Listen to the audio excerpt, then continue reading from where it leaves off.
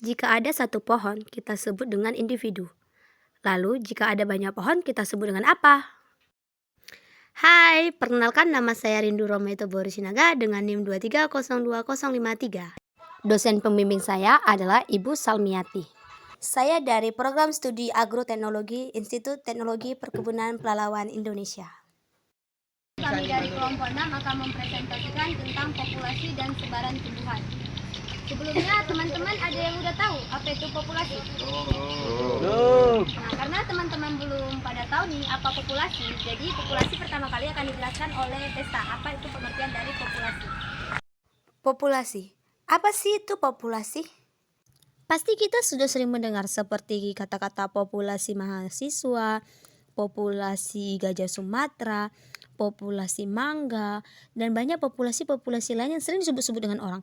Apa sih populasi itu? Populasi adalah sekumpulan organisme yang sama spesies hidup dalam kawasan yang sama. Seperti dijelaskan pada awal video, jika pohonnya ada banyak, disebut dengan apa? Nah, disebut dengan populasi pohon. Di dalam populasi ada yang disebut dengan populasi lokal atau ras ekologi. Apa sih populasi lokal dan ras ekologi itu? Nah, jika dalam suatu tertentu dari sekelompok individu terdapat kemungkinan terjadi isolasi secara genetik, sehingga persilangannya hanya memungkinkan terjadi di antara anggota kelompok itu sendiri. Kelompok organisme-organisme yang terisolasi ini disebut dengan populasi lokal. Populasi lokal disebut juga dengan ras ekologi, karena hasil persilangan dalam populasi mampu menghasilkan varietas genetik khusus yang nantinya akan menjadi suatu ras dalam suatu ekologi. Terdapat dua populasi yang dimasukkan dalam satu spesies meskipun memiliki karakteristik yang berbeda. Dan populasi itu di setiap daerah itu beda. Populasi di daerah pegunungan dengan daerah pantai itu berbeda. Populasi di daerah pegunungan memiliki morfologi kerdil dan berbunga cepat, sedangkan populasi di daerah pantai memiliki morfologi tinggi dan berbunga lambat. Kita akan lanjut ke pembahasan berikutnya, yaitu pola penyebaran individu dalam populasi. Pola penyebaran individu terbagi menjadi tiga, yaitu pola penyebaran merata, berkelompok, dan acak. Pola penyebaran merata terjadi apabila ada persaingan di antara individu untuk mendapatkan nutrisi. Contoh pola penyebaran merata buatan adalah kebun. Pola penyebaran berkelompok merupakan pola penyebaran di mana individu berkelompok di dalam suatu populasi. Contohnya seperti rumput malu dan semak-semak, di mana rumput malu berkelompok di dalam suatu populasi. Pola penyebaran acak terjadi apabila tidak ada kompetisi di dalam suatu populasi dan tidak ada sifat berkelompok di dalam suatu populasi. Contoh pola penyebaran acak adalah pohon-pohon di hutan menyebar dengan tidak merata dan juga tidak berkelompok. Selanjutnya, kita akan membahas soal distribusi populasi atau penyebaran populasi. Di dalam distribusi populasi terdapat dua jenis populasi, yaitu jenis endemik dan jenis kosmopolit. Jenis endemik adalah tumbuhan-tumbuhan yang memiliki sifat-sifat spesifik dan hanya tumbuh di tempat-tempat tertentu.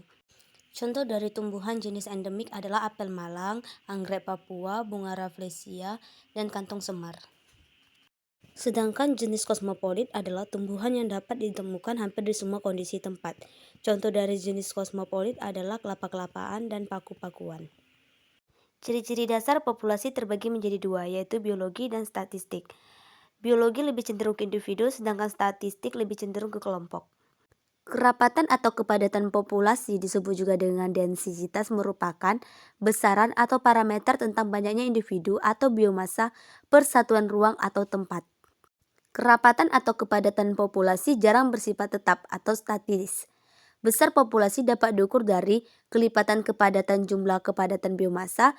Terdapat dua macam kepadatan populasi tumbuhan, yaitu kepadatan kotor dan kepadatan ekologi. Penyebaran umur atau pertumbuhan populasi, tumbuhan yang berkembang dengan cepat cenderung dikuasai oleh individu tumbuhan muda.